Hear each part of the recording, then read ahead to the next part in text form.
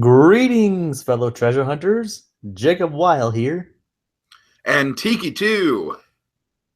and welcome to Discovering DuckTales. In anticipation of the upcoming reboot, we here at So You Want to Be an Imagineer are dusting off the original series in this brand new vlog. It's not ponytails or cottontails, no, it's DuckTales. A Woo! woohoo. And tonight, we have Sphinx for the Memories. Whew, yeah, that's right, Jacob. Moving right along with discovering DuckTales. Still haven't gotten a release date for DuckTales quite yet, but I'm sure we'll get that soon enough. I think it's more and more likely that it's probably like there's a 90% chance it's summertime that DuckTales is coming out, the new series. Most likely, that's probably when it's going to be. That's what everybody seems to think it is. Yeah. I mean, I'm personally hoping, like, not for the sake of, like, I don't want to see it this soon, but just for our own selfish benefit of getting through each of the 100 episodes of this show before the new one premieres. I'm personally hoping it's a fall show. And, it's kind of like a double-edged sword, like I say, because I really want to see it. But, we're trying to get through this as fast as we can. So, Jacob, let's talk about it. Let's break down Sphinx for the Memories. This is season 1, episode 7. It's the second episode after the 5-parter that kind of launched the series.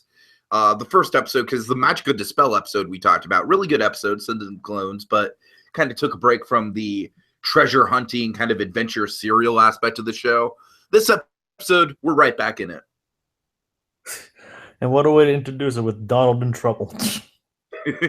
Now, Jacob, I have one very particular bone to pick about this episode that you might think is a nitpick, but I honestly, it frustrates me. You know what it is? What?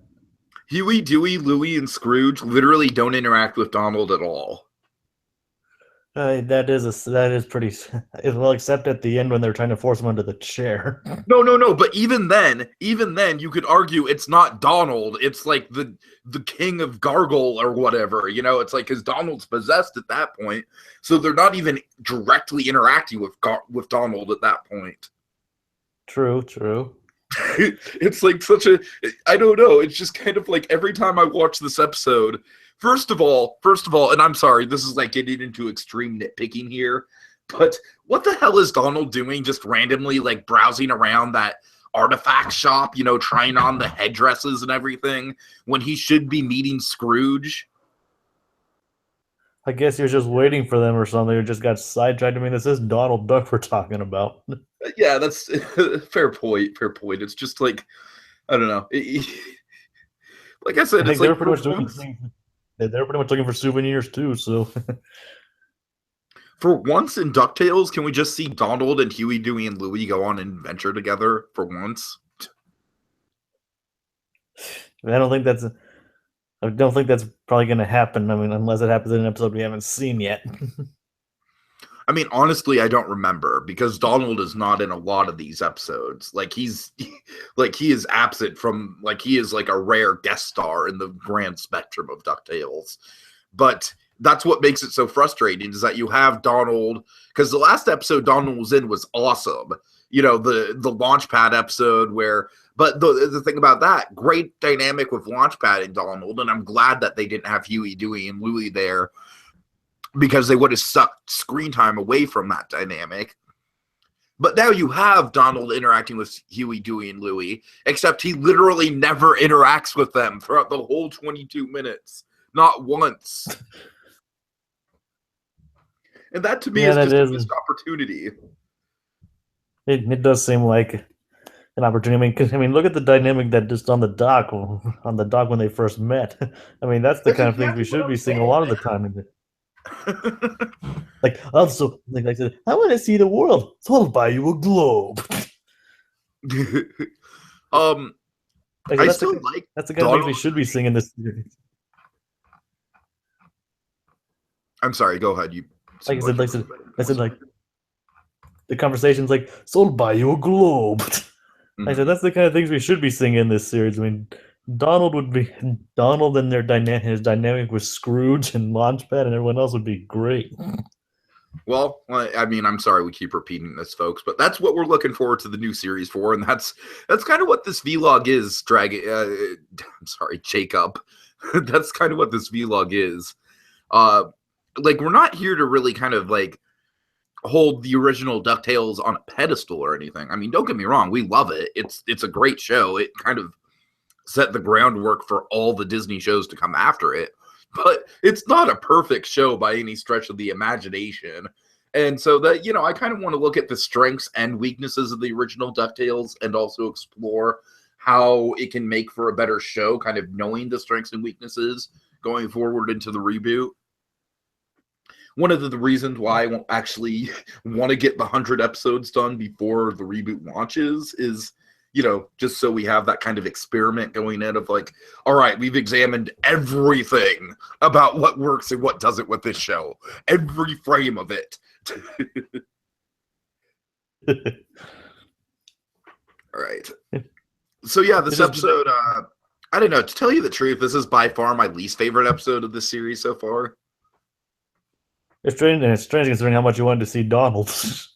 Yeah, and that's a shame. And don't get me wrong, the Donald parts are fun, but like I said, and even the Scrooge stuff and Huey, Dewey, and Louie stuff on its own is fun too. Like, I like when they get trapped in the cave, and we have the Temple of Doom style spikes on the walls, and they're looking for, and of course we get the, the return of the Junior Woodchuck's guidebook, conveniently for them to read the hieroglyphics. I like all that. All that's fun.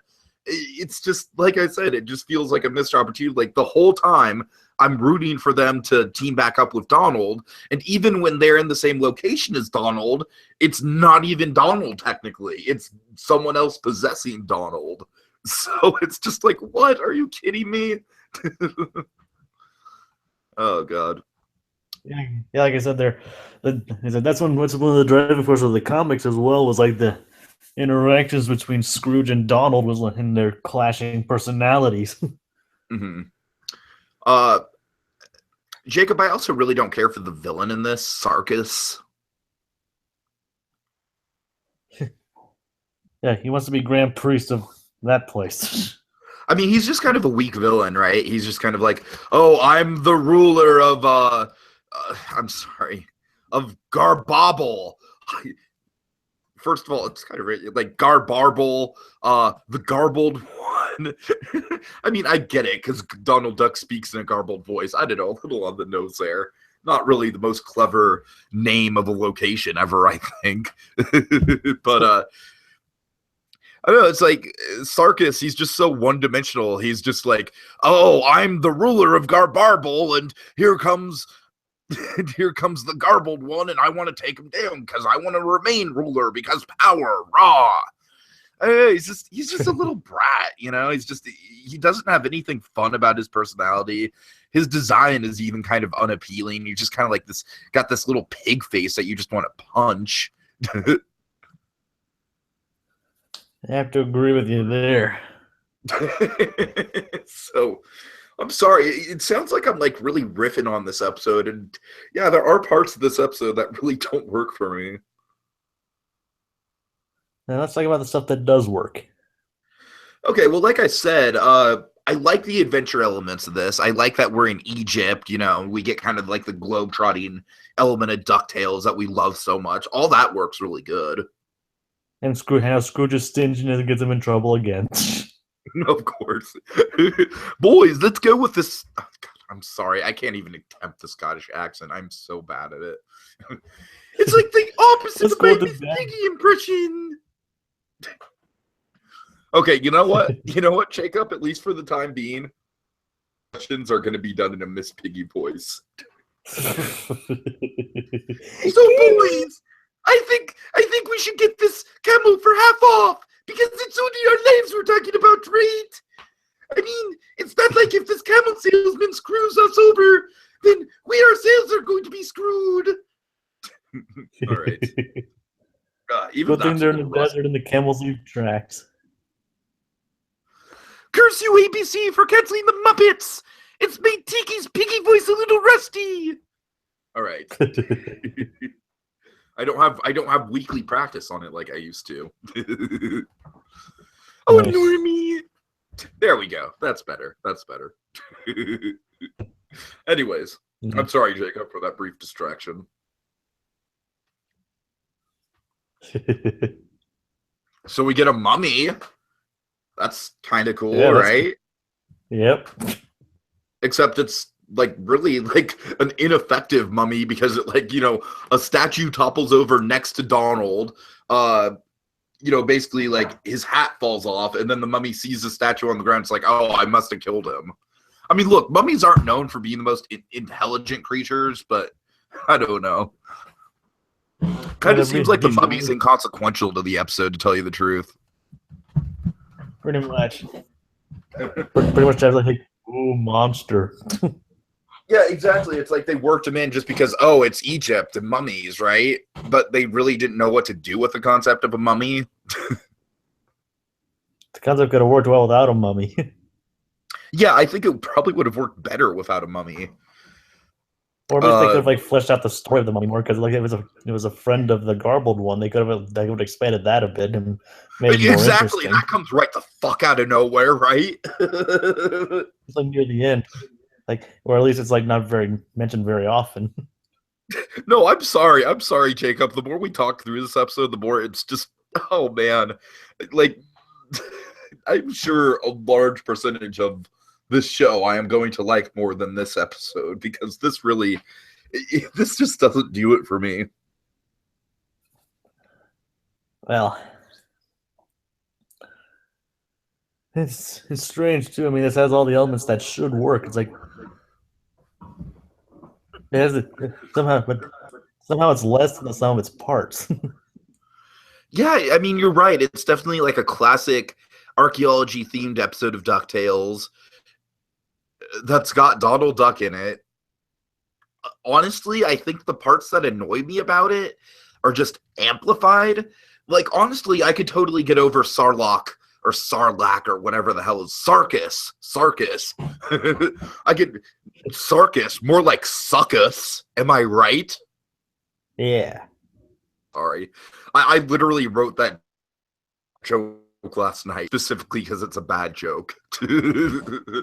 but but Jacob, like even if Sarkis was in an episode that was better than this, and the mummy thing, like the mummy not being fleshed out, was in an episode that was better than this, and where Donald and Scrooge and the boys were all interacting with each other, it would be like I could totally overlook those flaws. Like I would totally overlook those flaws. But the fact that they are, like the fact that those little kind of nitpicky type stuff, but not really nitpicky. I mean, it is a weak villain, and the mummy is kind of forced in there. But in the grand scheme of things, it's just like it's the fact that those kind of smaller things are in with the bigger picture disappointment of the fact that, yeah, Donald being kidnapped and forced into the king role kind of against his will. It's kind of funny.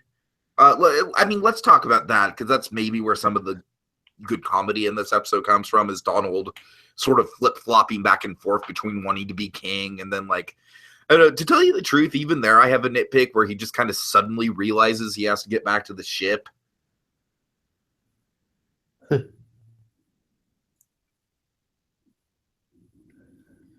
that's really the problem. This really isn't a strong episode, but I mean, there's a lot of does have have a lot of good things going for it, though. I mean, like I do like the music in this episode, like the Egyptian theme music, the theme music where they're trapped into the spikes. Those were pretty cool too. Yeah, that's very true. Also, just keep on the positive side a little bit. Great backgrounds. Yeah, That's one of the things I love about this show, is that when we get location, we get a lot of different locations in this show. The show definitely knows how to handle set pieces very well. For sure. I like the lighting and the nighttime sequences. I mean, that's kind of a thing DuckTales usually does well, is lighting, but it's very good. Honestly, some of the stuff with just Donald, kind of like it looks straight out of like classic like 40s and 50s Donald Duck cartoons, which is definitely a positive. I think that's kind of what they were going for here, the classic kind of look. Yeah, and I think they nailed it because honestly, I think if you freeze frame like some of the Donald Duck stuff in this episode where it's just, where it's like Donald just on its own, I really do think it looks identical to like the style of like the 1950s, 1940s type Donald Duck cartoons. A testament to the animators. Mm-hmm. Yeah, definitely. This show, man, you know what, Jacob, I'm glad that we're kind of getting around to this in the conversation because it's a labor of love, right? Like even in the episodes that are kind of weaker, that don't have the best writing and the best plots, you can still tell that the animators put in a lot of effort. There was a lot of love that went into the animation. There was a lot of thought that went into the backgrounds and the set pieces. So I'm glad that we circled back around to that because I really don't want this podcast to come out like, oh, this episode is shit, because it's got a lot of things wrong with it, but it's not an episode of Modern Family Guy or anything. There's nothing offensively bad about it. There's nothing really terrible about it. To me, the only thing that, it's really more missed opportunities than anything else. It's like Sarkis could have been a better villain. The Mummy could have been used in a better way. Donald could have had more screen time with the nephews, but it's more disappointing than it is bad, is what you're saying. Yeah, totally. So I really don't want to come off like we're hating this episode and that's not the point of this podcast. Like I said, and to kind of circle back around to kind of make things full circle, point of this podcast is definitely to examine both the strengths and the weaknesses of the show, what we love, and also the things, that maybe could use some improvement. Webby! Oh, I'm sorry. Not very subtle there. Jacob, have you caught this new bug that's been going around? Speaking of which, another positive in this episode, Webby's not in it. I'm sorry. I'm being mean. I'm sure there will be at least one moment with Webby throughout the course of this series that I will approve of. But it hasn't happened yet. Hopefully so. I'm sorry. Do I need to bring him up? What? I didn't. Oh God. Oh God. Oh no. Oh. Okay. Yeah, you're right. It's like, okay, basically to make it it's like Webby is kind of like the Ewoks of DuckTales, whereas he is the Jar Jar Binks of DuckTales. So I won't mention his name. Oh. But yeah. Yeah, you're right. That'll. And the funny thing with him is that the plot around him is actually pretty interesting with the time travel and everything.